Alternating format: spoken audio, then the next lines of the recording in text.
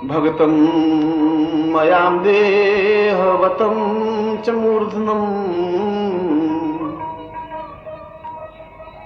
प्रेमं प्रयान्तं प्रणतं प्रणम्यम्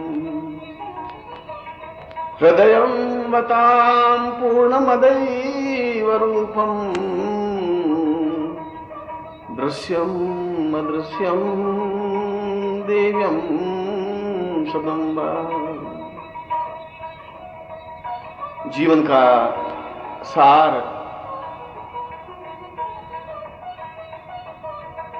जीवन की उन्नति है और जीवन की उन्नति या जीवन की पूर्णता या जीवन की उपलब्धि सामान्य तरीके से संभव नहीं है, क्योंकि जीवन को समझने के लिए यह जरूरी है कि हम अपने आप को समझें, अपने आप को पहचानें। मनुष्य के शरीर को हम समझ ही नहीं पाए। मनुष्य के शरीर में एक दिल होता है, एक धड़कन होती है, एक मांसपिंड होता है जो धड़कता रहता है, मगर उस धड़कन के पीछे, उस हृदय के पीछे एक और भाव प्रवण चित्त है। और उस चित्त को जब तक हम नहीं पहचानेंगे, उस चित्त को जब तक हम नहीं समझेंगे, तब तक जीवन के आनंद को हम समझ ही नहीं सकते। इसलिए पूरी तरह से जीवन को समझने के लिए गुरु और शिष्य को समझना जरूरी है। और कोई व्यक्ति गुरु नहीं है, कोई व्यक्ति शिष्य नहीं है। न गुरु कुछ अलग हो सकता है, न शिष्य कुछ अलग हो सकता है। तुम्हारे अंदर ही गुरु है और तुम्हारे अंदर ही शिष्य है। अंतर इतना है कि तुम अपने आप को अंदर में प्रवेश नहीं दे सके हो, बाहर ही बाहर देख सके हो। और बाहर तुम व्यापारी हो, तुम अफसर हो, तुम नौकरी पेशा करने वाले हो, तुम गृहस्थी हो, तुम किसी की पत्नी हो, तुम किसी की बहन हो, तुम किसी की बेटी हो, तुम कुछ हो मगर तुम खुद नहीं हो। और जब तुम खुद नहीं हो तब तक जीवन के उस मर्म को भी तुम समझ नहीं पाओगे, तब तक उस जीवन के आनंद को भी अनुभव नहीं कर पाओगे, तब तक जीवन के उस मूल सूत्र को पकड़ में नहीं लोगे, तब तक जीवन का एक रस तुम्हें जीवन में प्राप्त नहीं हो पाएगा। क्योंकि सूरदास ने कहा है कि चित्त चकमक लागे बिना जीवन नाहि परंत, आदत पूर्ण पूर्वई सो गुरु सो पूर्वन। चित्त तो एक चकमक की तरह है, चकमक एक पत्थर की तरह, और यह मालूम नहीं है कि इस पत्थर में आग भी है, मगर ज्यों ही दो पत्थर आपस में टकराते हैं, टकराते ही एक चिंगारी पैदा होती है। और वह चिंगारी जब पैदा होती है तो रोशनी पैदा होती है। वह चिंगारी जब पैदा होती है तो एक प्रकाश सा फूटता है। वह चिंगारी जब पैदा होती है तो एक दिखने का भाव पैदा होता है। मगर जब तक उस पत्थर से पत्थर का एक टकराहट नहीं होगी, पत्थर से पत्थर की रगड़ नहीं होगी, तब तक वो प्रकाश उठेगा नहीं, तब तक वो रोशनी फैलेगी नहीं। और तुम्हारा चित्त भी एक पत्थर की तरह है, और उस पत्थर के दोनों हिस्से उसमें हैं। उस पत्थर में एक चित्त है जो तुम्हारा चित्त है, और उस चित्त में तुम्हारी भावनाएं हैं, तुम्हारे विचार हैं, तुम्हारी चिंताएं हैं, तुम्हारे कष्ट हैं, तुम्हारी बाधाएं हैं, तुम्हारे सुख है, तुम्हारे दुख है। मगर उस चित्त के पीछे एक और हृदय है, एक और दिल है। वह गुरु का दिल है, गुरु का हृदय है, ईश्वर का हृदय है, जिसको ब्रह्म कहा गया है, जिसको देती कहा गया है।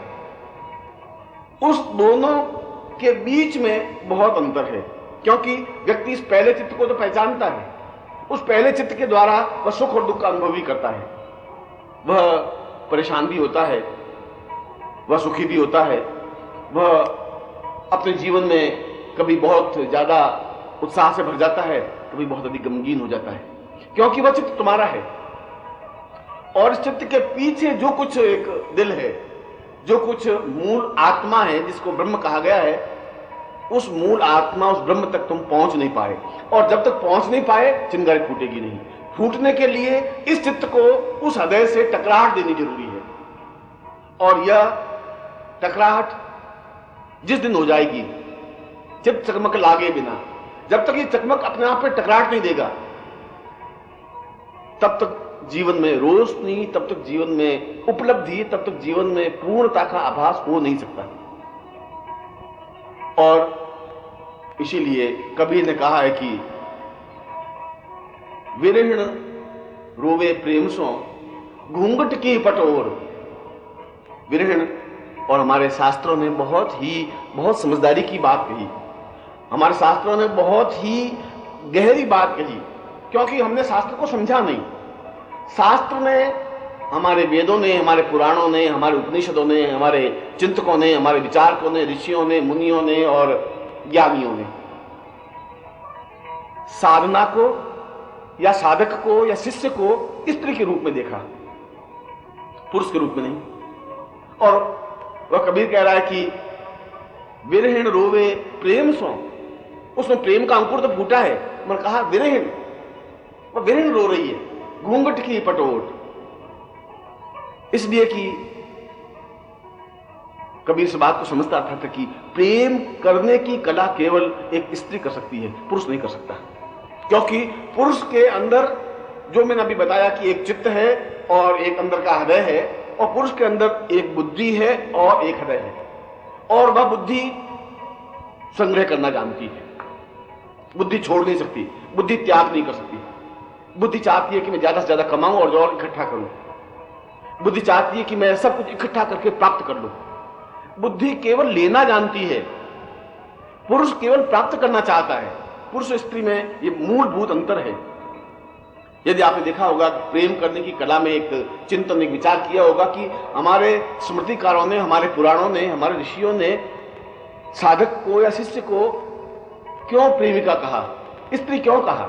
जहां मैं प्रेमिका शब्द का प्रयोग कर रहा हूं या जहां मैं स्त्री शब्द का प्रयोग कर रहा हूं, वहां कोई नारी मूर्ति या नारी कृति नहीं, वहां पर एक भावनात्मक बिंब है, और वह भावनात्मक बिंब केवल नारी बन सकती है। वह भावनात्मक बिंब एक ऐसा शरीर बन सकता है जिसका हृदय पटल खुला हुआ हो, और इसीलिए बिना हृदय के जीवन में उपलब्धि प्राप्त नहीं हो सकती। और प्रेम में क्योंकि चित्त चमक लागे नहीं, और चकमक लगने पर एक प्रकाश फूटेगा, प्रेम का प्रकाश फूटेगा, एक ज्योति जलेगी, एक अंदर एक ऐसी प्रकाश, एक रस बिखरेगा जिस रस में डूब जाना चाहता है, जिस रस में एक अपूर्व अजीब सा आनंद की अनुभूति होने लग जाती है। मगर वो कबीर कह रहा है विरहण रोवे प्रेम सो, तो बहुत प्रेम से रो रही है। घूंघट की पटोट, रोने का मूल कारण यह है कि उस चित्त में और उसके हृदय के बीच में एक घूंघट का पट आया हुआ है, एक पर्दा आया हुआ है, और यह पर्दा जब तक दूर नहीं होगा तब तक जीवन में आनंद की उपलब्धि भी नहीं हो सकती। और इसीलिए मैंने कहा कि पुरुष आनंद की उपलब्धि तब तक नहीं कर सकता जब तक टकराहट नहीं होगी अंदर, जब तक गुरु और शिष्य के बीच में एक चकमक जैसे संघर्ष नहीं होगा, स्पर्श नहीं होगा, दोनों में रगड़ नहीं खाएगा। और ये रगड़ खाने की उपलब्धि, अनुभूति और उससे उत्पन्न आनंद को स्त्री समझ सकती है। और प्रेम का मूल परिभाषा यह है कि पुरुष केवल प्राप्त करने की क्रिया करता है, स्त्री समर्पण करने की क्रिया करती है। स्त्री समर्पित करके अपने आप को धन्य समझती है, पुरुष इस बात को एहसास करता है कि मैंने बहुत कुछ प्राप्त किया, आज मैंने नारी शरीर को प्राप्त कर लिया, आज मैंने सुख प्राप्त किया, आज मैंने आनंद लूटा, आज मैंने कुछ लिया, आज मुझे बहुत अच्छा अनुभव हुआ। ये पुरुष, क्योंकि वह लेना जानता है, वह संग्रह करना जानता है। और नारी शरीर कहती है आज मैं आत्मसमर्पित हो गई, आज मैंने समर्पण कर दिया, आज मैंने अपना सब कुछ लुटा दिया, सब कुछ दे दिया, सब कुछ प्रदान कर दिया, संतुष्टि दे दी, उसको संतुष्टि हो गई। कितने आनंद की बात है। ये देने की क्रिया केवल नारी में है, ये संग्रह करने की वृत्ति केवल पुरुष में है। ये दोनों में मूलभूत अंतर है। और जब प्रेम के क्षण आते हैं तब पुरुष और आंखें खोल देता है और चारों तरफ देखने लग जाता है, और नारी जब प्रेम की भावना में डूब जाती है तो आंखें बंद कर लेती है। वह अपने अंदर वो सामने वाले पुरुष को समेटने का प्रयास करती है, अपने अंदर उतारने का प्रयास करती है, अपने अंदर पूर्णता से निमग्न कर देने का प्रयास करती है। यदि आपने किसी को प्रेम करते हुए देखा है, किसी को आलिंगन होते हुए देखा है, किसी में एक दूसरे में समाते हुए देखा है, तो समर्पण की क्रिया केवल नारी शरीर ही कर सकता है, नारी ही कर सकती है। क्योंकि वह एकदम से उस प्रेम के शीर्ष क्षणों में, प्रेम के पूर्ण क्षणों में बिल्कुल आंख बंद करके समर्पित हो जाती है, समर्पित हो जाती है, आंख बंद कर लेती है। अपने अंदर उस पुरुष शरीर को, उस पुरुष को, उस प्रेमी को, उस हृदय को उतार देती है अपने खून में, अपने रक्त में, अपने मज्जा में, अपने देह में, अपने प्राणों में, अपनी चैतन्यता में। यह मूलभूत अंतर पुरुष और नारी का है। इसीलिए पुरुष बनकर के साधना की ही नहीं जा सकती। साधना करने के लिए और साधना में सफलता प्राप्त करने के लिए नारी के मूल तत्वों को जागृत करना जरूरी होगा। और जब नारी तत्व जागृत हो जाएंगे, जब एहसास होने लग जाएगा, जब अंदर का हृदय कमल विकसित होने लग जाएगा, जो ही उसके अंदर एक भावना, एक चेतनता पैदा होगी कि मुझे बांटने की क्रिया करना है। क्योंकि प्रेम जितना ही ज्यादा बांटा जाता है उतनी आनंद की अनुभूति ज्यादा होती है। प्रेम संग्रह नहीं करता, प्रेम अपने आप में समेट करके नहीं बैठता। प्रेम ऐसी चीज है ही नहीं कि किसी का ख्याल आया और हम चुप बैठ गए। प्रेम तो इच्छा होती है कि मैं ज्यादा से ज्यादा मिलूं। प्रेम का मतलब है ज्यादा से ज्यादा मैं समर्पित हूं। प्रेम का मतलब है अपने आप को ज्यादा से ज्यादा उसमें निमग्न कर दूं, दे दूं, अपने आप को न्योछावर कर दूं। वो संग्रह नहीं करता और वो संग्रह नहीं करती। इसीलिए जहां पर भक्त का भगवान से संबंध बनेगा तो समर्पण के माध्यम से ही बनेगा। जब शिष्य गुरु को अपने आप में आत्मसात करने की कोशिश करेगा, और अगर कोशिश करे और अपने अंदर गुरु को उतारने की प्रक्रिया करे, तो उसके अंदर के हृदय कमल को विकसित करना ही पड़ेगा। बिना हृदय कमल को विकसित किए वह उस गुरु के पूर्ण शरीर को अपने अंदर उतार ही नहीं सकता। और शरीर को अंदर उतारने की क्रिया केवल नारी के द्वारा ही प्राप्त की जा सकती है। और नारी का मतलब है दया, ममता, करुणा, प्रेम, स्नेह, समर्पण। ये भाव पुरुष में नहीं है, ये भाव केवल स्त्री में है। इसीलिए हमारे शास्त्रों ने जहां भी साधक का वर्णन आया है वहां स्त्री का वर्णन आया है। स्त्री के रूप में साधक को देखा है, भक्त को स्त्री के रूप में देखा है। क्योंकि वह स्त्रीत्व का भाव लेकर के, कोमलता का भाव लेकर के, एक आनंद की अनुभूति का भाव लेकर के वह अपने अंदर कमल को विकसित कर सकती है। वह भक्त पूर्ण रूप से कमल को जागृत कर सकता है। वह पूर्ण रूप से अपने हृदय पक्ष को खोल सकता है, पूर्ण रूप से एक मस्ती का जाम पी सकता है, एक चैतन्यता का जाम पी सकता है। जिंदगी तो कुछ नहीं थी, एहसास ही नहीं था। जिंदगी में कोई बहुत बड़ी विशेषता नहीं थी। जिंदगी तो कुछ नहीं थी, कुछ एहसास ही नहीं था। तूने पिलाया और पता ही नहीं चला कि हम क्या हुए। अब पता चला। अभी तक तो जीवन बीत रहा था, कुछ पता ही नहीं चल रहा था कि जीवन में क्या हो रहा है। अभी तक तो ये एहसास नहीं था कि जिंदगी का मकसद क्या है, जिंदगी का अर्थ क्या है। अभी तक तो ये ज्ञान ही नहीं था कि मुझे जीवन क्यों मिला है, जीवन की मंजिल मकसद क्या है। तूने मुझे एक बार देखा और मेरी जिंदगी संवर गई, बदल गई पूरी जिंदगी। एकदम से जिंदगी में एक नया परिवर्तन आ गया, एकदम से हृदय पक्ष जागृत हो गया, विकसित हो गया। एक तरह से उन दोनों के बीच में जो घूंघट का पट था खुल गया, दूर हट गया। और ज्यों ही घूंघट का पट हटा, ज्यों ही बीच में से पर्दा हटा, माया रूपी आवरण छिन्न भिन्न हुआ, त्यों ही साक्षात भर दर्शन सामने हो गए। जिसको एक शिष्य गुरु कहता है, जिसको एक भक्त भगवान कहता है, जिसको एक प्रेमिका प्रेमी कहती है। इसलिए वो कहता है कि मेरी जिंदगी का कोई मकसद नहीं, मंजिल नहीं, तासुव्रत नहीं। तासुव्रत तो वही कि तूने नजर भर के देख लिया मुझे। मेरी जिंदगी में कोई बहुत बड़ी विशेषता नहीं थी। मेरी जिंदगी तो एक रूखे वीरान चल रही थी। उस जिंदगी में कुछ एहसास नहीं था। पूरी जिंदगी का एक मोड़ वो आया, पूरी जिंदगी का एक टर्निंग पॉइंट वो आया कि तुमने एक निगाह भर के मुझे देखा, देखा बदल गया। एक ठोकर लगी, एक चेतना पैदा हुई, एक एहसास हुआ कि कुछ है और यह कुछ होना जीवन को पूर्णता की ओर अग्रसर करना है। ऐसा होते ही वह जो पुरुष भाव है, वह आक्रामक भाव है, वह संग्रह करने का भाव है, अपने आप तिरोहित हो जाता है। अपने आप उसका हृदय विकसित होने लग जाता है, अपने आप हृदय आगे बढ़ने लग जाता है। और वह आगे बढ़ने की क्रिया और वह पहुंचने की क्रिया उस मंजिल तक पहुंचा देती है जब जिंदगी में एक एहसास होता है, जब जिंदगी में एक चैतन्यता आती है, एक भावना आती है। ऐसा लगता है कि जैसे कोई है। और यह ऐसा तभी हो सकता है जब शरीर के अंदर कोई उतरता है, जब शरीर के अंदर कोई समा जाता है, तब हम सही अर्थों में भक्त कहला सकते हैं। तब हम सही अर्थों में शिष्य कहलाने का गौरव प्राप्त कर सकते हैं। तब हम सही अर्थों में एहसास कर सकते हैं कि कुछ जिंदगी में घटित हुआ है। यह कोई जरूर नहीं एक जिंदगी में घटित हुई, क्योंकि जिंदगी में और सब कुछ मिल सकता है, धन दौलत, यश मान, पद प्रतिष्ठा, ऐश्वर्य, सुख, प्रेम नहीं मिल सकता। कबीरा प्रेम न का कहू, प्रेमन हाट बिकाय, प्रेम गली अति सांकड़ी, तामे दोन समान। कबीर कहते हैं कि मैं प्रेम की बात क्या कहूं, उस प्रेम का तो शब्दों में बांधा ही नहीं जा सकता।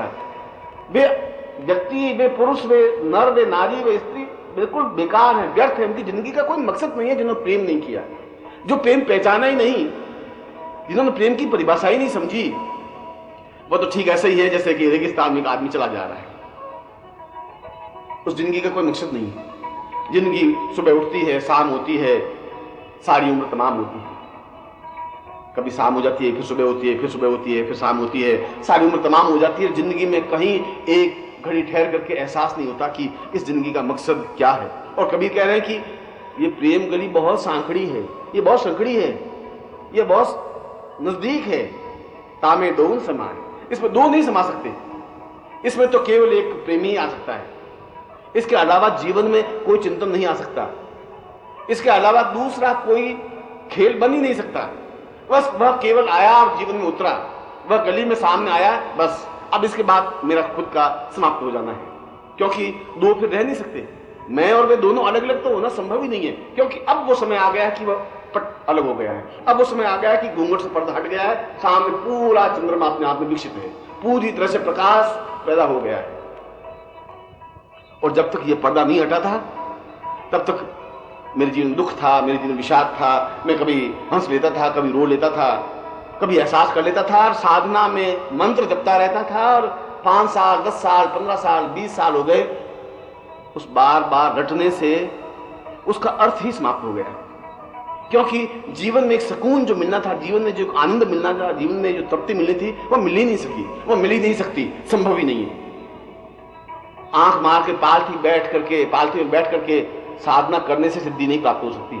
सिद्धि प्राप्त करने के लिए एक दिल चाहिए, हृदय चाहिए, एक विकसित पुष्प चाहिए, कमल चाहिए, एक ऐसा कमल जिस पर भ्रमर आकर के गुंजरण कर सके, एक ऐसी खुशबू होनी चाहिए जो पूरे प्राणों में, हृदय में भर सके, बाहों में बांधा जा सके।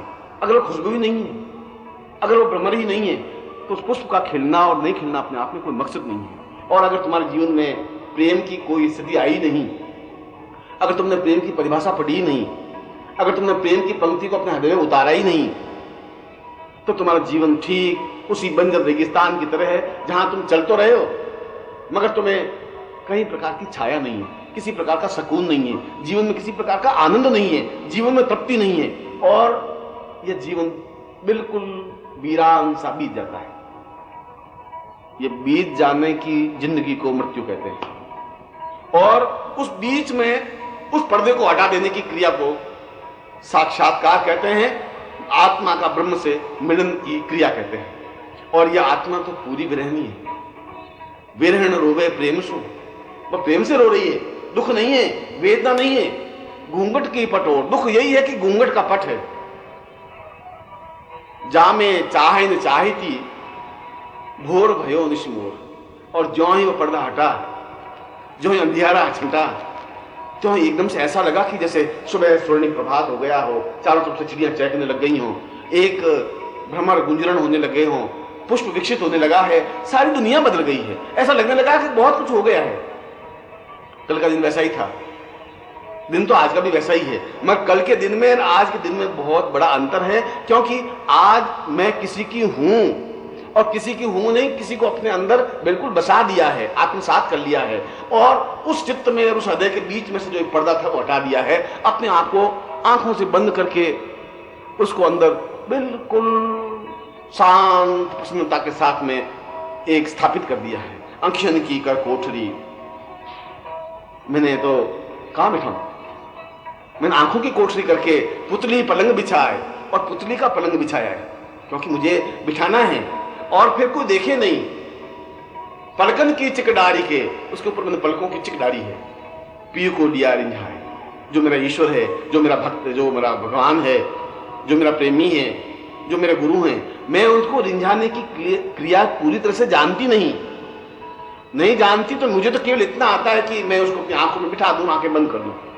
इसलिए मन कर दूं ना मैं देखूं और को, ना तो ये देखने देखूं। मैं अपने दूसरे को देखना ही नहीं चाहती, क्योंकि दूसरे को देखने की क्रिया है ही नहीं। जहां दूसरा शब्द आया वहां प्रेम खत्म हो जाता है। साफ कह रहा है कि प्रेम गली अति सांकड़ी, बहुत सांकड़ी है, बहुत संकड़ी है। यहां पर तुम और हम, अहंकार और प्रेमी दो रह नहीं सकते। या तो तुम रह सकती हो या फिर अहंकार रह सकता है, या तो तुम्हारा रूप रह सकता है या फिर प्रेमी रह सकता है। अगर तुम्हें ये एहसास, ये घमंड है कि तुम यौवनवान हो, तुम रूपवान हो, तुम सौंदर्यवान हो, तुम्हें कुछ क्षमता है, तुम्हें कुछ पौरुषता है, तो बस सब कुछ एक तरफ रह जाएगा, प्रेम नहीं बन सकता। प्रेम में तो विसर्जन होना है, अपने आप को मिटा देना है, अपने आप को समाप्त कर देना है। और इसके लिए जरूरी है कि हम उस मन के उस पर्दों को हम खोल सकें, अपने आप को पूरी तरह से खोल करके सामने में समर्पित हो सकें। इसलिए प्रेम करने की कला प्रत्येक को नहीं आती। प्रेम वह कर सकता है जिसका हृदय खुला है, प्रेम वह कर सकता है जिसको हृदय खोलने की कला का ज्ञान है। पत्थर प्रेम नहीं कर सकते, दीवारें प्रेम नहीं कर सकती, मरे हुए इंसान प्रेम नहीं कर सकते, और तुम चलते फिरते एक मुर्दा शरीर हो, इसलिए कि तुम्हें किसी बात का एहसास ही नहीं है कि प्रेम शब्द क्या है। प्रेम कहते हैं तुम्हारी नाक वो सिकुड़ने लग जाती है, तुम्हारी आंखें फैल जाती हैं, एक ऐसे जैसे कोई बिच्छू ने डंक मार दिया हो। प्रेम शब्द का मतलब है कि बहुत कुछ दुनिया अस्त व्यस्त हो गई हो, बहुत कुछ अघटित घटना घटित हो गई हो, बहुत कुछ गड़बड़ हो गया है, बहुत कुछ बर्बाद हो गया है। इतना संकीर्ण जहां स्थान है वहां प्रेम जैसे देवता स्थापित नहीं हो सकते। जिसका मन और मस्तिष्क और हृदय इतना गंदा और गलीच है वहां प्रेम देवता स्थापित नहीं हो सकते। जहां पर इतनी ऊंची स्थिति, ऊंची मनोवृत्ति है, वहां ईश्वर नहीं बैठ सकते, वहां गुरु स्थापित नहीं हो सकते। गुरु के लिए तो पूरा विस्तृत स्थान चाहिए, पूरा खुला हुआ विकसित कमल, फैला हुआ कमल, सुगंधित कमल, जिसमें प्रेम की सुगंध भीनी भीनी खुशबू आ रही हो। और अगर भीनी भीनी खुशबू आएगी नहीं तो भ्रमर गुंजरण होगा नहीं, तितलियां उसके ऊपर नाचेगी नहीं, मेघ आकाश में छाएंगे नहीं, बूंदियां छोटी छोटी बूंदों की बरसातें होंगी नहीं, ये सारा शरीर तन मन भिगोगा नहीं। इसके लिए ये बहुत जरूरी है कि अंदर प्रेम का अंकुरण फूटे। इसके लिए जरूरी है कि अंदर एक चिंगारी सी जागृत हो। इसके लिए जरूरी है कि अंदर एक स्थिति पैदा हो। और यह स्थिति, ये जागरण, ये चैतन्यता तब पैदा हो सकती है जब हम किसी को अपने अंदर उतारने का प्रयास करें, हम समर्पित हों, हम पूरी तरह से उसमें डूबे, हम प्यार कर सकें, प्रेम कर सकें, एक चैतन्यता ला सकें, हम सब कुछ समाप्त कर सकें, दे सकें, अपने आप को मिटा सकें। लेने की तो भावना है ही नहीं, प्रेम लेना जानता ही नहीं। प्रेम में ल और प दोनों मिल नहीं सकते, क्योंकि प्रेम केवल प्रदान करता है।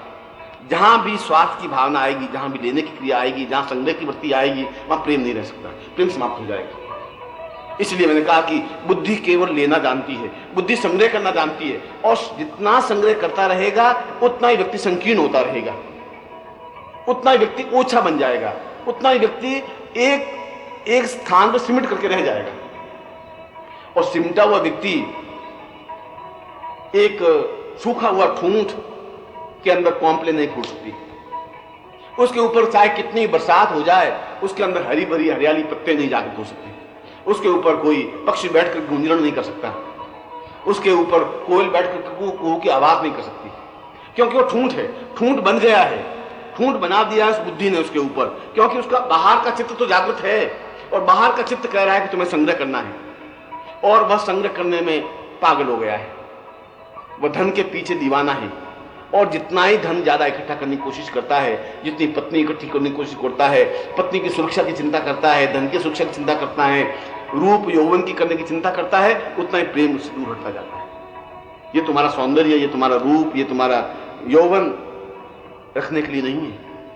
क्योंकि अगर गुलाब के पुष्प को ज्यों का त्यों रहने दिया, वह तो मुरझा करके गिर जाएगा। अगर बादल की फुहार को अपने भीगी नहीं, तो बादल की फुहार तो अपने आप बादल आगे से हट जाएगा। ठीक समय पर उस पुष्प को जब विकसित हो तो उसके गुंजरण को सुनने की जरूरत है। ठीक समय पर जब हृदय विकसित हो तो प्रेम का अंकुरण फोड़ने की जरूरत है। और जो ही प्रेम का अंकुर फूटता है, जो ही एक कॉम्पल फूटती है, जो ही पूरा तन मन एक अजीब से आनंद में भीग जाता है। एहसास होता है कि कोई है, कोई मेरा है, कोई ऐसा है जिसकी याद में वह खोई हुई रहती है, हर क्षण, हर चिंतन, हर पल। पानी भी पीती है तो ऐसा एहसास होता है कि मैं पानी उसको पिला रही हूं, खाना भी खाती है तो ऐसा लगता है कि जैसे मैं उसको खाना खिला रही हूं, मैं कुछ नहीं कर रही हूं, मेरा कुछ है ही नहीं, मेरा कोई चिंतन नहीं, मेरा कोई विचार नहीं। मीरा तू कहा देखियो, तू चंचल चित चोर, खाऊं पीऊं नाचूं और मान करूं तो ही और। मीरा कह रही है कि मैं क्या कर रही हूं, मैं तो कुछ करती नहीं हूं, तुम मेरे अंदर बैठे नचा रहे हो। मैं तो हर क्षण एक उन्मत्त पागल अवस्था में हूं, एक ऐसी अवस्था में हूं जिसका आनंद मैं ही अनुभव कर रही हूं। और मेरे चारों तरफ एक सुंदर गुलाब के पुष्प विकसित हैं, चारों तरफ एक अजीब सा आनंद और अनुभूति है, क्योंकि मुझ में तुम स्थापित हुए हो, मुझ में एक प्रेम का अंकुर फूटा है। और जिसका प्रेम का अंकुर फूट जाता है, जिसके अंदर प्रेम की चिंगारी जागृत हो जाती है, उसके लिए सब कुछ बेमानी हो जाती है। माँ बाप भाई बहन सब रिश्तेदार कुछ अर्थ नहीं रखते, कोई चेतना नहीं रख सकते। नदी को कोई रोक नहीं पाया, और नदी रुक गई तो वो नदी नहीं है।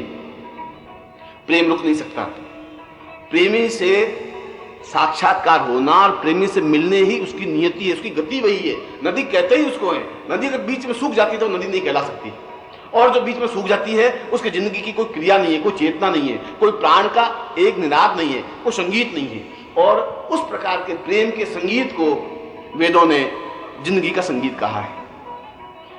और वह संगीत, वह होठों से तरन्नुम, वह होठों पे गुनगुनाहट, वह आंखों में मस्ती, वह जिंदगी की धड़कन तब बनती है जब अंदर प्रेम का अंकुर फूटता है, जब हम किसी के होते हैं, जब कोई हमारी याद करता है, जब हम किसी के आंखों में खोए हुए रहते हैं, जब हम किसी के चिंतन में अपने आप में डूबे हुए रहते हैं। और ऐसी क्रिया सौभाग्यशाली व्यक्तियों को प्राप्त हो सकती है, कायर और बुज़दिलों को नहीं। वह जीवन का चिंतन है, वह जीवन का संगीत है, वह जीवन का आनंद है, वह जीवन क्या जो ठूंठ है, वह जीवन क्या जो संग्रह करना ही जानता है, वह जीवन क्या है जो बांटने की क्रिया जानता ही नहीं। उस जीवन को क्या कहा जा सकता है जिसमें कभी हरियाली आई ही नहीं? उस जीवन का मतलब ही क्या है जहां होठों पर गुनगुनाहट नहीं आई? उस जीवन का अर्थ ही क्या है जहां प्राण की हवा बही नहीं? और उस जीवन का मतलब भी क्या है कि हमने किसी को अपना बनाया ही नहीं। और अपना बना लेने की क्रिया के लिए अपने आप को मिटा देना जरूरी है, क्योंकि नदी अपने आप को मिटा देती है समुद्र में, और वह अपने आप को धन्य मान लेती है, समर्पित हो जाती है, पूरी तरह से उसमें निमग्न हो जाती है। यह नहीं देखती कि उसने बाहों में क्या, उसने समुद्र की बाहों में अपने आप को सिमटा देती है और समुद्र बाहें फैलाए खड़ा रहता है। नदी वेग से आती है, फहराती हुई, बल खाती हुई, पहाड़ों से पछाड़ खाती हुई, भागती हुई, दौड़ती हुई, और बीच में अगर कोई भी रुकावट आती है तो नदी नहीं रुकती, नदी रुक नहीं सकती। पहाड़ के ढोंके आते हैं तो पहाड़ों को तोड़ देती है, गांव आती है तो गांव को बहा देती है। लोग लाज कुछ कहते हैं, लोग कुछ आलोचना करते हैं कि ऐसा हुआ, तो नदी उस बात की सुनती नहीं। और अगर किनारे और किनारों के अंदर नदी को बहाने की कोशिश करता है समाज, तो किनारों को तोड़ देती है। नदी तो बहाती है, तेजी से बहती है, तेजी से भागती है, दौड़ती है अपने प्रियतम से मिलने की ओर। और जिस क्षण, जिस मोमेंट पर वह नदी समुद्र में मिलती है, वह क्षण अपने आप में एक अद्वितीय क्षण बन जाता है, आनंद का क्षण बन जाता है, क्योंकि वह किसी की एक बाहों में सिमट जाती है, क्योंकि वह समुद्र की बाहों में अपने आप को लपेट लेती है, क्योंकि वह अपने आप को उसमें, उनकी धड़कनों में अपनी धड़कनें मिला देती हैं, और नदी अपनी आंखें बंद करके पूर्ण रूप से समुद्र में लीन हो जाती है, एकाकार हो जाती है। ये जीवन का संगीत है, और इस संगीत को ब्रह्मानंद कहा गया है, इस संगीत को साधना की पूर्णता कहा गया है, इस संगीत को, इस समिट जाना को, अपने आप को समर्पित कर देने की क्रिया को ब्रह्म की पूर्ण उपलब्धि कहा है। इसीलिए तो अपने आप को समर्पित कर देना और नारी बनकर के, प्रेमिका बनकर के उस प्रभु में, उस गुरु में लीन हो जाने की क्रिया ही ब्रह्म से साक्षात्कार करना है, साधना और सिद्धि की उपलब्धि है।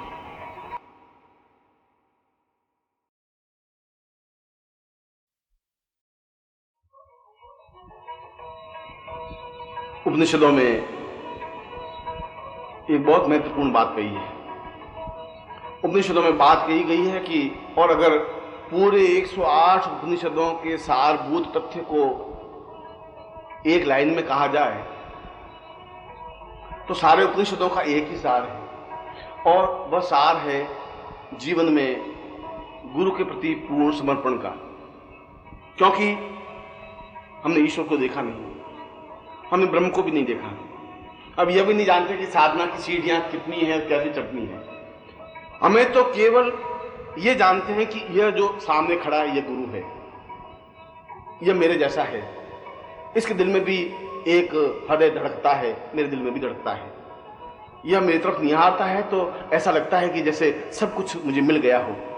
कुछ ऐसी कशिश है, कुछ ऐसा आकर्षण है, कुछ ऐसा जादू है कि इसको देखने के बाद एक ठंडक सी, एक राहत सी महसूस होती है। गुरु तो एक जाम है छलकती हुई मस्ती का। गुरु तो एक जाम है छलकती हुई मस्ती का। तुझे पीने का सलीका ही नहीं है तो कोई क्या करे। गुरु तो लबालब भरा हुआ मस्ती का जाम है पूरी तरह से। अब तुझे सलीका ही नहीं आता है उस जाम को पीने का। तुझे ज्ञान ही नहीं है कि इस जाम को कैसे पिया जाए। तो कोई कितना ही समझाए, उपनिषद क्या, वेद पुराण, साक्षात ईश्वर तेरे सामने आके खड़ा भी हो जाए तो तू समझ ही नहीं सकेगा। वह जाम उठाना पड़ेगा, तुझे आगे बढ़ना पड़ेगा और उठा करके उस जाम को तुम्हें पीना पड़ेगा। वह गुरु का जो जाम है, पीने से एक एहसास होता है, एक तृप्ति आती है, एक चेतनता आती है, क्योंकि वह मेरे जैसा है, मेरे जैसा दिल धड़कता है, मेरे जैसा प्राण है, मेरे जैसी चेतना है, मेरे उसमें कुछ ज्यादा अंतर है नहीं। और इसीलिए जो ही वह सलीका आ जाता है प्रेम करने का, जो ही उसमें डूब जाने का सलीका आ जाता है, जो ही उसके चौड़े वक्षस्थल में अपने शरीर को, अपने सिर को सिमट करके रख देने की क्रिया आ जाती है, जो ही उसके सीने से मेरा सीना धड़कने लग जाता है, जो ही उसके वक्षस्थल से अपना वक्षस्थल में मिला देता है, तो एक अजीब सी सुगंध एहसास होने लग जाती है। एक अजीब सी मस्ती, एक अजीब सी खनक जीवन में आ जाती है, एक अजीब सी चेतना जिंदगी में आ जाती है और खोया हुआ रहता है एक अजीब सी मस्ती में, क्योंकि वो खुमारी जाम की है। वह गुरु के जाम की मस्ती आंखों से उतरी है। वह गुरु के जाम की मस्ती शराब पूरे शरीर में, अंग अंग में बिजलियां पैदा की है, एक चेतना पैदा की है, एक तड़फन पैदा की है। और वह तड़फन, वह वेदना जिंदगी की एक एहसास है, जिंदगी की एक मस्ती है, जिंदगी की एक चिंगारी है जो जिंदगी में आती है कभी कभी किसी किसी के भाग्य में, क्योंकि प्रत्येक व्यक्ति उस जाम को पीने का सलीका ही नहीं जानता। कई लोग ऐसे होते हैं कि जाम तो भरा हुआ है, पास में से निकल जाते हैं। ऐ जावेद, तूने जिंदगी को समझा ही नहीं। अगर जाम ही नहीं उठाया तो जिंदगी का मकसद ही क्या हुआ? अगर इस जिंदगी का मकसद है ही क्या? इस जिंदगी का मकसद बच्चे पैदा करना और भूख से मर जाना और जिंदा रहना जिंदगी नहीं है। जिंदगी तो है जाम उठाने की एक हसरत हो, जाम उठाने की एक तरकीब हो, जाम उठाने की एक ताकत हो, हौसला हो। उठाए और पिए, पिए और मस्ती में छलक जाए, डूब जाए, और या तो किसी के हो जाए या किसी को अपने आप में समेट ले। और जब वो सामने वाला गुरु, जब सामने वाला ईश्वर, जब सामने वाला ब्रह्म उस मस्ती में पीने के बाद में शरीर में उतर जाता है, सिमट जाता है, तो एक अजीब सी खुमारी आंखों में छा जाती है। आंखें कुछ और बोलना शुरू कर देती हैं। अभी तक तो जिंदगी बेमानी चलती थी, अभी तक तो जिंदगी का कुछ मतलब ही नहीं था। अब सब कुछ बदल गया है, बहुत कुछ हो रहा है, क्योंकि मैंने पहली बार प्यार किया है, मैंने पहली बार प्रेम की परिभाषा सीखी है, पहली बार मुझे कोई मिला है, पहली बार मैंने जाम उठा करके ओठों से लगाया है, पहली बार उस मस्ती के जाम को अपने हलक के नीचे उतारा है तो एहसास किया है कि बहुत कुछ बदल गया है। मेरी आंखें बदल गई, मेरे देखने की भावना बदल गई, मेरे सोचने का तरीका ही बदल गया। जो कुछ दुख था, जो कुछ दैन्य था, जो कुछ विषाद था, जो कुछ अभाव था, सब कुछ एक क्षण में समाप्त हो गया। मगर एक बात हो गई, वह हो गई कि बहुत कुछ होने लग गया है। लोग कई तरह की बातें करने लग गए हैं, कन्फ्यूसियां होने लगी हैं, नई नई अफवाहें उड़ने लगी हैं, नई नई बातें होने लगी हैं क्योंकि कुछ हुआ है, क्योंकि मेरी आंखें कुछ और बोलने लगी हैं, कुछ मेरा चेहरा कुछ लज्जा से और ज्यादा सिमट आया है, मेरी आंखों में कुछ रत्नारी लकीरें और बनने लग गई हैं, और लोग मेरी आंखों को देखते हैं तो समझ जाते हैं कि कुछ हुआ है। लोग जब मेरी ओर ताकते हैं तो ऐसा लगता है कि आंखों में कुछ इबादतें लिखी हुई हैं, और वह इबादतें खुदा की हैं, वह इबादतें गुरु की हैं, वह इबादतें छलकते हुए जाम की हैं, वह इबादतें जिंदगी के धड़कनों की हैं। और वे धड़कने, वे जिंदगी की बातें, वे जिंदगी की मस्ती और छलकते हुए जाम के पीने की जो सलीका है, वह सलीका गुरु के समीप जाने की क्रिया से है।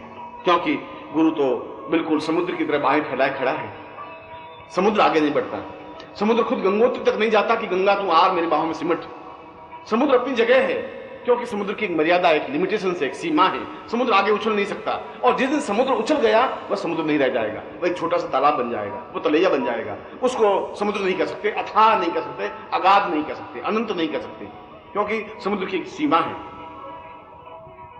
और उस समुद्र में, उस सीमाओं में तड़फती हुई, बहती हुई नदी गंगा जिस दिन मिलती है, वह खुद समुद्र में देवता बन जाती है, अपने आप को धन्य मानने लग जाती है। क्योंकि जिस क्षण वह आगे बढ़ने की क्रिया करती है, उस समय उसके जीवन में और कोई विचार, कोई चिंतन, कोई धड़कन, कोई बात नहीं रहती।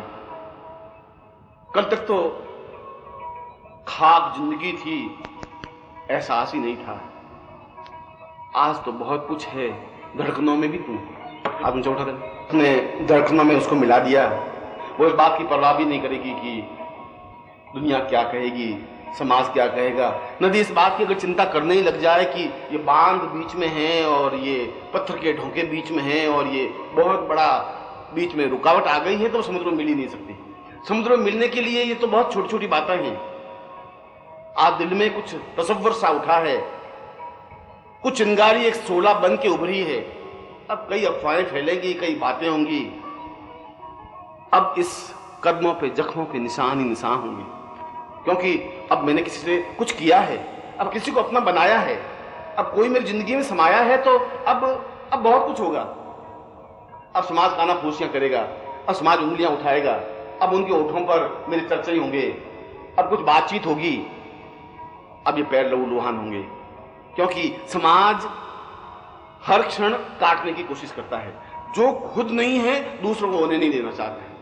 इसलिए ये तुम्हारे शत्रु और तुम्हारे इस घूंघट के पट को दूर करने में और कोई बाधक नहीं है। तुम निश्चित रूप से उस तुम्हारे अंदर जो चित्त हृदय है और तुम्हारे जो उस ब्रह्म है, उसके बीच में पर्दे को तुम दूर कर सकते हो। और तुम नहीं कर सकते, वो तुम्हारा प्रेमी, तुम्हारा गुरु निश्चित रूप से दूर कर सकता है, मगर तब जब तुम अपने आप को उसके सीने में समा जाओगी, अपने आप को सीने में सिमट लोगी।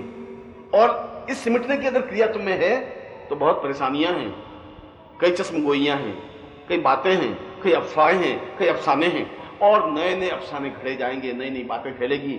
मगर इस बात की चिंता नहीं है, इस बात की घबराहट भी नहीं है, क्योंकि प्रेम को पंथ कठोर कराल, तलवार की धार पे धावनो है। ये प्रेम का रास्ता इतना इजी नहीं है, इतना सरल नहीं है, इतना सामान्य नहीं है। प्रेम प्रत्येक घटिया व्यक्ति कर ही नहीं सकता। जिसमें दिल नहीं है, जिसमें ताकत नहीं है, जिगर नहीं है, हौसला नहीं है, क्षमता नहीं है, वो प्रेम नहीं कर सकता। वो पैसा कमा सकता है, लखपति तो हो सकता है, 4 बच्चे तो पैदा कर सकता है, वह समाज में कुछ फूलों की मालाएं तो पहन सकता है, प्रेम नहीं कर सकता। प्रेम तो सुगंधवान व्यक्ति कर सकते हैं। प्रेम कर सकते हैं जो ईश्वर से चूमने को, फलक को चूमने की इच्छा रखते हो, जो जमीन से ऊपर उठ करके आकाश को छूने की हिम्मत रखते हो, वो प्रेम कर सकते हैं। क्योंकि ये प्रेम का रास्ता बहुत कंटीला है। इस प्रेम के रास्ते पर तलवारें हैं, और ये तलवार ऐसी है कि उस पर पांव रखने पर पैर लहूलुहान होते हैं। और लहूलुहान हो, जिंदगी की कुछ धड़कने हो, जिंदगी की कुछ चेतनाएं हो, कुछ एहसास हो, कुछ आनंद हो, कुछ मस्ती हो, कुछ खतरे हो, कुछ लुका छिपी का खेल हो, किसी को याद करे, कोई हमें याद करता हो। अगर ऐसा नहीं है, कोई हमारे धड़कनों में है ही नहीं, हम किसी की याद में खोए हुए है ही नहीं, रात के सन्नाटे में और आंख बंद करते ही कोई सामने आके खड़ा हो जाता है, और जितना ही हम उसको दूर हटाने की कोशिश करते हैं उतना ही और नजदीक आता है, और जो नजदीक आता जाता है और हम आंसुओं से उसको धो डालते हैं, आंखों से आंसू बहने लग जाते हैं, सुबह उठते हैं, गला रुक जाता है, सारा शरीर रोमांचित हो उठता है, ऐसा लगता है कि जैसे सारी नसें फट जाएंगी, सारा शरीर दर्द से जख्मी हो जाएगा, सब कुछ पिघल करके अंदर का सारा दुख, अंदर का सारा दैन्य, अंदर की सारी चिंताएं आंसुओं से ढल करके तकिए को भिगो देती है। मगर ऐसा नसीब हर एक को नहीं मिलता, ऐसा सौभाग्य प्रत्येक की आंख में नहीं होता, ऐसी जिंदगी प्रत्येक खुशगवार को प्राप्त नहीं होती। वह तो उसको प्राप्त होती है जिसने जिंदगी में जख्म उठाने की हिम्मत, हौसला अफजाई की हो। यह तो वह कर सकता है जिसने कुछ करने की ठानी हो, यह समाज के विरुद्ध बगावत करने की जिसने क्षमता हो, जो कुछ करके दिखाने की हिम्मत रखता हो, वह अपने जीवन में प्रेम का अंकुर फोड़ सकता है, वह जीवन में खड़ा हो सकता है। अब उसके बाद उसके सामने माँ है, बाप, भाई, बहन, समधी, रिश्तेदार, सगा संबंधी, पति, पत्नी, मित्र, कुछ नहीं है, क्योंकि प्रेम गली अति सांकड़ी है, सांकड़ी है, इसमें दूसरा हो ही नहीं सकता, संभव नहीं है। और अगर दूसरा है तो प्रेम नहीं है, प्रेम नहीं है तो फिर ईश्वर नहीं है, प्रेम नहीं है तो फिर गुरु नहीं है, प्रेम नहीं है तो साधना में सिद्धि नहीं है। और अगर उसको प्राप्त करना है तो लंगोट लगाने से काम नहीं चलेगा, राख मलने से काम नहीं चलेगा, भगवे कपड़े पहनने से काम नहीं चलेगा, और धन कमाने से और समाज में फूल मालाओं पहनने से काम नहीं चलेगा। जीवन का अगर आनंद प्राप्त करना है तो इस तलवार पर चलना ही पड़ेगा। और जब तलवार पर चलना पड़ेगा तो सैकड़ों अफवाहें सुननी पड़ेंगी, नई नई अफवाहें, नई नई बातें, मगर कुछ है कि वो अफवाहें हमारे विरुद्ध हैं, कुछ है कि लोगों के जवान पर हमारे चर्चे हैं, कुछ हम हैं, कुछ हमारा हौसला है, कुछ हमारी अफजाई है, किसी को हमने अपने अंदर समेटा है, हम किसी की बाहों में समेटे हैं। ये तो लेन और देन का मामला है, ये तो जिंदगी और मौत का मामला है। जो सर पे कफन बांध करके आगे निकलता है वो प्रेम कर सकता है। रबिया प्रेम की साक्षात मूर्ति थी और उसने राजकुमार से प्रेम किया। कहां रबिया, कहां राजकुमार, मगर प्रेम ऊंच नीच नहीं देखता, प्रेम जाति भी नहीं देखता, प्रेम बंधन नहीं देखता, प्रेम में उम्र का कोई आसार नहीं होता। प्रेम तो प्रेम एक सुगंध है, खुशबू है, एक चिंगारी है, एक शोला है, वो भड़कता है और एक आह निकल जाती है, एक आग सी पैदा हो जाती है, एक चिंगारी से पैदा हो जाती है। और रबिया दौड़ती हुई दोपहर का समय और उस राजकुमार के महल में घुस जाती है। राजकुमार इंतजार करता है और रबिया उसकी बाहों में सिमट जाती है, आंखें बंद कर लेती है और अपने आप को पूरी तरह से उसके सीने में सिमट करके रह जाती है। और कुछ पल होते हैं, कुछ क्षण होते हैं कि बाहर से ठक ठक की आवाज आती है। उसके पिता जो देश का बादशाह, वह नहीं चाहता था कि रबिया उसके बेटे से प्रेम करे, वह नहीं चाहता था कि रबिया यहां आए, मगर जो ही गुप्तचरों ने सूचना दी कि रबिया आई है, उसने बाहर से दरवाजा ठक ठक किया। एक ही दरवाजा, बाहर जाने के लिए कोई रास्ता नहीं। राजकुमार कुछ परेशान हुआ। रबिया ने कहा कि इस रास्ते पर परेशानियां नहीं हैं, इस रास्ते पर आग है, अंगारे हैं, शोले हैं, इस रास्ते पर कांटे हैं, इस रास्ते पर तलवारें हैं, इस रास्ते पर तो हर क्षण मौत का एक खतरा है। मैं जब यहां आई हूं तो कफन को लपेट करके आई हूं। राजकुमार का ऐसे कैसे हो सकता है? मैं अपनी जिंदगी की धड़कनों को यूं मिटने नहीं दे सकता। इसने इधर देखा, रबिया को छुपाने के लिए कोई जगह नहीं। एक पानी की टंकी पड़ी थी जिसमें पानी गर्म किया जाता था, क्योंकि पहले हीटर तो थे नहीं, पहले कोई गर्म करने का कोई और साधन तो था नहीं। नीचे आग लगाई जाती थी और उसके ऊपर पानी की टंकी रख देते थे। पानी की टंकी आधी भरी हुई थी, उसके अंदर रबिया को बिठा दिया, ऊपर ढक्कन लगा दिया। राजकुमार ने सोचा कि अगर अब्बा आएंगे भी तो देखेंगे क्या।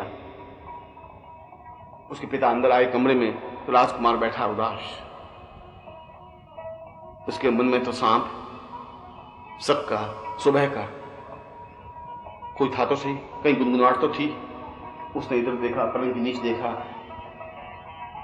भाग गया कि अगर कुछ है तो इस पानी की टंकी के भीतर है। उसने कहा कि बेटे क्या कर रहे हो? उसने कहा अब्बाजान कुछ नहीं, कुछ किताब पढ़ रहा था। उसने कहा कि नहीं, तुम पहले स्नान कर लो, फिर हम आज नमाज अदा करेंगे। उनका अब्बाजान दोपहर को गुस्ल करूं, दोपहर को स्नान करूं, ये कैसी बात है? उसने कहा कि मैं हुक्म देता हूं कि स्नान करना है और अभी का भी स्नान करना है। और नौकर को कहा नीचे पानी के नीचे आग लगाओ, पानी गर्म करो, ठंडे पानी से मेरा बेटा स्नान नहीं करेगा। नीचे लकड़ियां लगाई गई, रबिया अंदर बैठी, ऊपर ढक्कन दिया हुआ, और उस राजकुमार का, उस प्रेमी का दिल जैसे खून निचोड़ा जा रहा हो, जैसे दिल मसोसा जा रहा हो, मगर कुछ नहीं, क्योंकि वो सोच रहा था कि मैं ढक्कन हटाऊं और बाहर रबिया निकलेगी तो गर्दन अलग कर दी जाएगी, और नहीं हटाता हूं तो बहुत बड़ी मुश्किल है, कोई रास्ता नहीं है।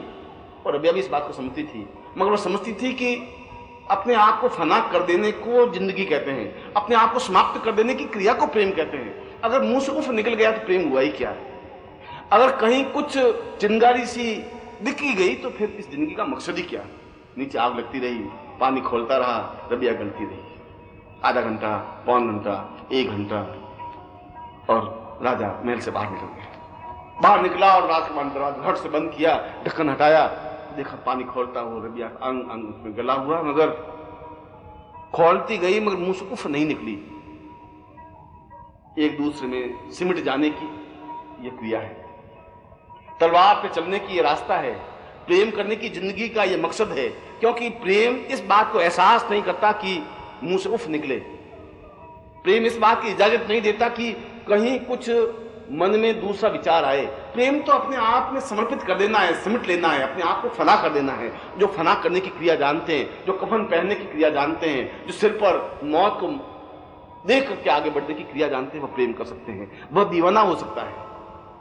कल तक तो इंसान था, अफसोस था, आज कोई मिला मैं दीवाना बन गया।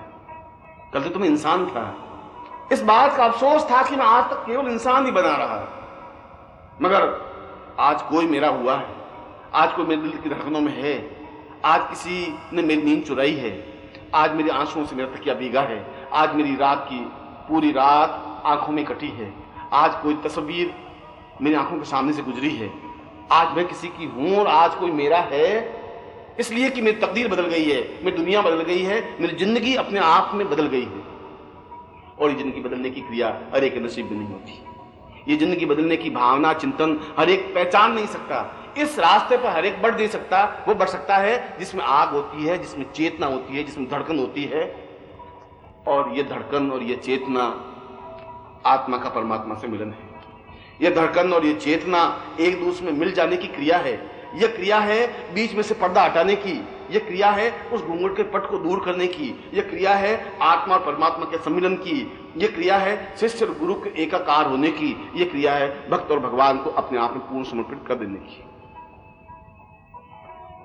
और यह सब होता है इस जीवन में, और यह सब होता है पूर्व जन्म के संबंधों और संस्कारों की वजह से।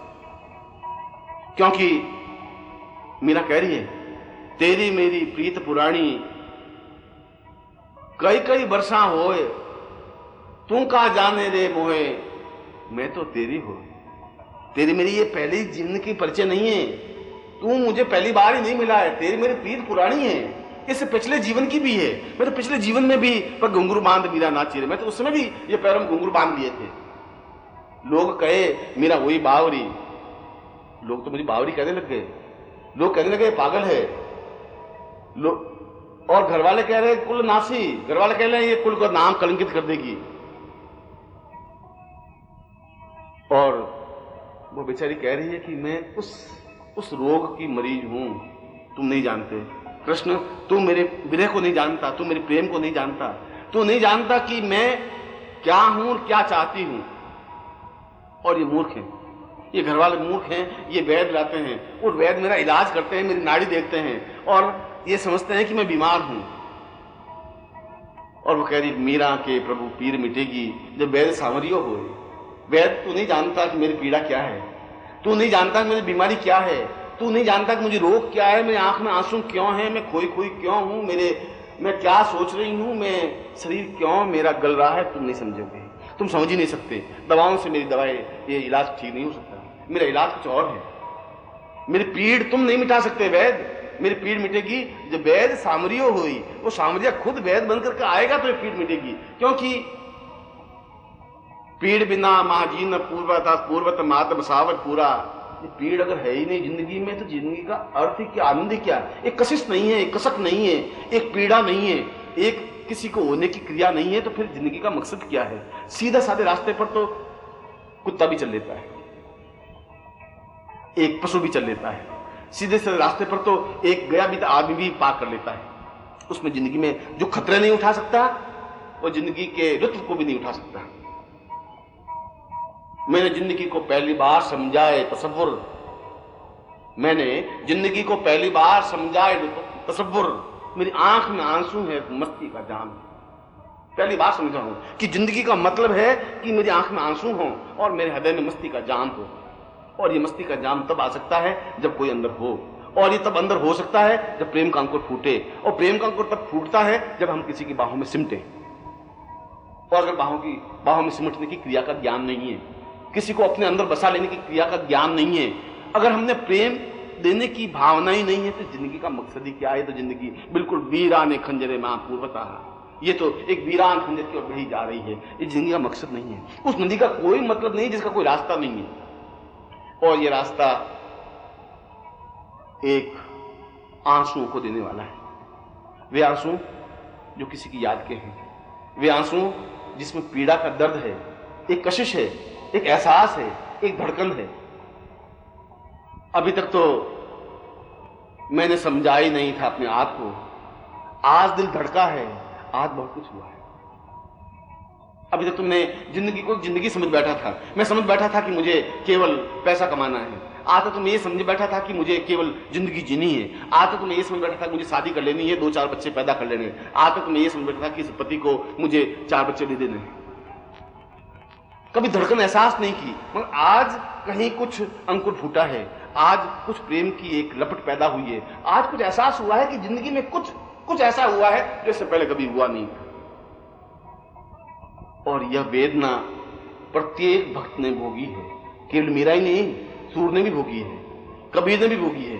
कबीरा विरहण का मुझो तू का जाने रो, विरही जीवन सार है, विरही पीड़ अनेर।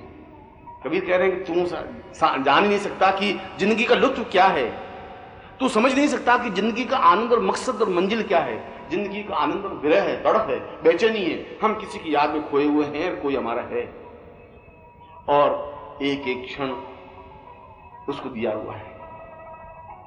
अकेले होते हैं तो उसकी तस्वीर से बात कर लेते हैं, आंख बंद करते हैं तो बिल्कुल सामने आकर खड़ा हो जाता है, आंख खोलते हैं तो आंखों से आंसू निकल आते हैं, और वापस उसको देखने के लिए आंख बंद करते हैं तो फिर मुस्कुराते वो सामने खड़ा हो जाता है। बहुत छलिया है, बहुत कशिश है, बहुत वेदना है, बहुत हृदय का दर्द है। और ये दर्द, ये पीड़ा उस हृदय के कमल के पोर पोर को खोलने की क्रिया है। एक एक कमल की पंखुड़ी खिल रही है, एक एक पीड़ा एक एक पंखुड़ी को खोल रहा है, हृदय पूर्ण विकसित हो रहा है। धीरे धीरे उस हृदय में प्रेम का एक छलकता हुआ जाम होगा, धीरे धीरे उस प्रेम का एक अंकुर फूटेगा, धीरे धीरे एक एहसास होगा कि यह प्रेम सीधा परमात्मा से मिलाने की क्रिया होगी, यह प्रेम सीधा उस गुरु से साक्षात्कार कराने की क्रिया होगी, यह प्रेम पूर्ण सिद्धियों को प्राप्त करने का एक रास्ता है, एक मार्ग है, एक चेतना है। और इसीलिए तो मैं कहता हूं कि बहुत कम खुशनसीब होते हैं जो प्रेम करते हैं, बहुत कम खुशनसीब होते हैं जो प्रेम करते हैं, क्योंकि यह प्रेम नहीं है, आग में जलना है। तुम इसे प्रेम कहते हैं, ये तो आग में जलना है। आग में जलने का जो दर्द और आग में जलने का जो सुख, आग में जलने की जो मस्ती, वही एहसास कर सकता है जो कभी इस रास्ते से गुजरा है। गालिब इस मंजिल से गुजरे तो करोड़ों हैं, मेरे जैसा तो कोई एक ही होगा। इस रास्ते तो सैकड़ों गुजर जाते हैं, रोज गुजर जाते हैं, रोज शमशान में जाकर सो जाते हैं। मैं हूं कि हर क्षण किसी की तसव्वुर लिए हुए घूमता हूं। और गालिब कहता है कि मेरे मरने के बाद मेरे सामा में कुछ ना निकले तो चंद खतूत की करतबें, कुछ हसीने की बातें, कुछ जिंदगी के लुत्फ। मैं मरने के बाद कुछ चीज, मुझे धन दौलत नहीं चाहिए, मैं मरूं तो कुछ ऐसा चाहिए कि कुछ उसकी यादगार हो, कुछ उसके पल, उसके साथ बिताए हुए क्षण हो, कुछ उसकी चरणों में चढ़ाए हुए आंसू के कण हो, और उसके कुछ चित्र, कुछ बिंब। एक क्षण था कि मैं उससे मिली, एक क्षण था कि उसने मुझे बाहों में समेटा, एक क्षण था कि मैं उसके साथ बैठी, एक क्षण था कि उसने मुझे ऐसा निहारा, एक क्षण था कि मैंने उसकी आंखों में आंखें डाल के बात कही। और ये क्षण, ये 5 क्षण, ये 10 क्षण, ये 20 क्षण पूरी जिंदगी को सजा देते हैं, संवार देते हैं, पूरी जिंदगी में मस्ती भर देते हैं, आंसू भी भर देते हैं। आनंद और मस्ती छलकता हुआ जाम है। ये तो पीने वाला ही एहसास कर सकता है कि इसका नशा जिंदगी का नशा है, प्रेम का नशा है, मस्ती का नशा है, और बाकी सारी चीजें आनी जानी है। ये जिंदगी तो एक वीरानी है, ये जिंदगी तो एक वीरानी है जिसमें सब कुछ आनी जानी है। जिंदगी का लुत्फ तो यह है कि हमारी आंख में पानी है, कुछ तो ऐसा है, कुछ तो ऐसी पीड़ा है कुछ तो ऐसी बेचैनी है, कुछ ऐसा दर्द है, कुछ ऐसी चेतना है जो जिंदगी में एक कशिश है, कसक है, और सारा संसार नृत्यमय उठता है जब हृदय में प्रेम का अंकुर फूटता है। नाच, सारा संसार नाचने लग जाता है, पांव थिरक उठते हैं, मन मयूर नाचने लग जाता है और जिंदगी एक तस्वुर बन जाती है। और ये तस्वुर, ये प्रेम का अंकुरण तुम लोगों के हृदय में फूटे, तुम्हारे हृदय के बीच का पर्दा हटे, वह घूंघट का बीच का रास्ता हट जाए, तुम पूरी तरह से भगवान में लीन हो सको, तुम पूरी तरह से अपने गुरु में समर्पित हो सको, तुम साधना और सिद्धियों का एक क्षण बन सको, जिंदगी की धड़कन बन सको, जिंदगी की चेतना बन सको, तुम्हारे हृदय में प्रेम का कमल विकसित हो सके, तुम अपने आप में उस दर्द को, उस पीड़ा को, उस आनंद को, उस मस्ती को, उस जाम को पी सको और तुम गुरु को अपने आप में समेट करके, सिमट करके रख सको, उस इष्ट के दर्शन कर सको, उस चेतनता को प्राप्त कर सको। ऐसी मस्ती और ऐसे आनंद का आशीर्वाद मैं तुम्हें देता हूं कि तुम्हारे जीवन में पूर्णता हो, तुम्हारे जीवन में मस्ती हो, छलकता हुआ जाए। मैं तुम्हें आशीर्वाद देता हूं।